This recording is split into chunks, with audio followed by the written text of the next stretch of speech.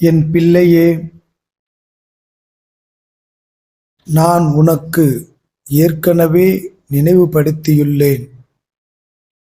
இந்த வருடம் எப்படி இருக்க வேண்டும் என்று, எதில் கவனமாக இருக்க வேண்டும் என்று தெளிவாக கூறியுள்ளேன்.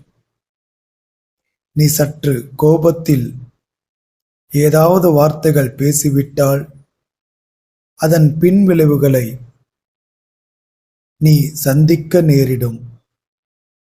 என்னதான் நன்மை நீ அவர்களுக்கு செய்திருந்தாலும் அவர்கள் ஒரு நொடியில் எல்லாவற்றையும் மறந்து பேசிவிடுவார்கள்.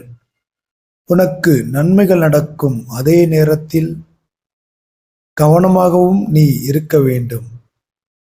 ஏதாவது ஒன்று நடக்கவில்லை என்றால் உடனே என்ன முருகா, உன்னை நம்பினேனே என்று புலம்ப ஆரம்பிக்கிறாய். உன் வாழ்வில் பலரின் சூழல் சேர்ந்துள்ளது. சில நிகழ்வுகளில் உனக்கு மட்டும் என்று தனியாக நடக்காது. ஆனால் அந்த சூழல் உனக்கு எதிராக இருப்பது போல் தோன்றினாலும் உன்னை அதிலிருந்து நான் விடுவிக்கிறேன்.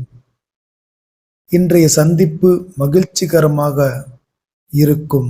உன் மனதில் என் நாமம் உச்சரிக்கும் வரை எல்லாம் வெற்றியாக மாறும். நல்லதே நடக்கும்.